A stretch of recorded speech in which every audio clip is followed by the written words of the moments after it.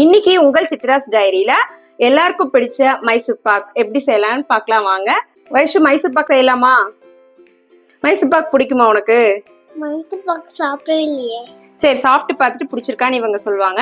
செய்யலாமா? என்ன செய்ய போறோம்? மைசூர் பாக். இந்த மைசூர் பாக் செய்யறதுக்கு நம்மளுக்கு 3 பொருட்கள் தான் தேவை. கடலை மாவு, நெய் இல்லைன்னா சன்ஃபிளவர் ஆயில், இல்ல கொஞ்சம் நெய் கொஞ்சம் சன்ஃபிளவர் ஆயில் ஏதாவது ஒன்று மிக்ஸ் பண்ணி கூட பண்ணிக்கலாம். அடுத்தது சக்கரை, அவ்வளவுதான். இந்த 3 இன்கிரீடியன்ஸ் வச்சுதான் எல்லாருமே மைசூர் பாக் செய்வீங்க.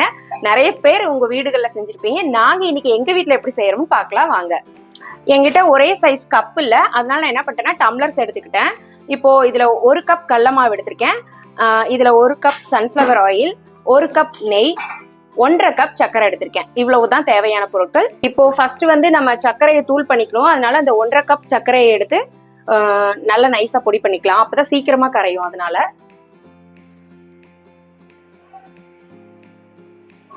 டம்ளர் அந்த பக்கம் வச்சு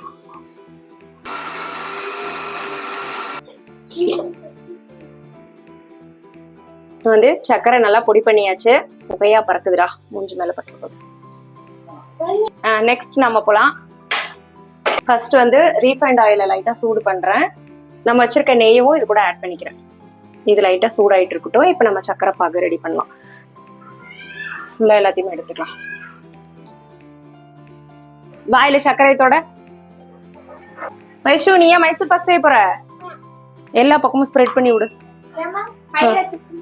இல்ல, இங்க கொஞ்சம் தள்ளு. எப்படி இருக்குன்னு பாக்கலாம். இவ என்னமோ பல வித்தைகள் காமிச்சிட்டு இருக்கிறாடா. சண்டை போட்டுக்காம பண்ணு. ஐயோ, இந்த பதம் பார்க்கறதுலாம் வந்து ரொம்ப கஷ்டமான வேலை எனக்கு. இன்னும் கொஞ்சம் கூட ரெடி ஆகணும்னு நினைக்கிறேன். ஒரு கம்பி பதம் வந்துருச்சுன்னு நினைக்கிறேன். இல்ல இன்னும் கொஞ்சம் வரணுமா என்னன்னு நீங்களே சொல்லுங்க. இப்போ நம்ம வச்சிருக்க கடலை மாவை இதுல கொட்டி மிக்ஸ் பண்ணிக்கலாம்.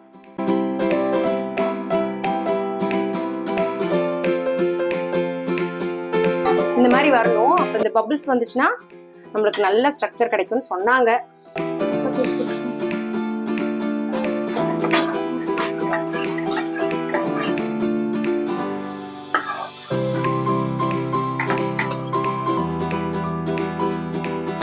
இது வந்து கொஞ்சம் ரெடியான மாதிரி எனக்கு ஃபீல் ஆகுது. இன்னும் கொஞ்ச நேரத்துல ரெடி ஆயிரும் நினைக்கிறேன்.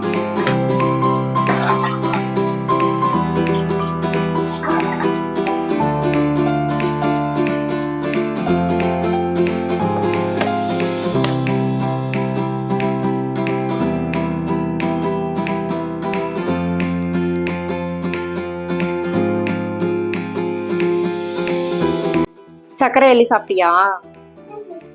பின்ன வாயெல்லாம் என்ன ஊட்டி இருக்கு? கீழே அடுக்கி வச்சிரு செல்ஃப்ல. அப்படி அங்க அடுக்கி வச்சிரு.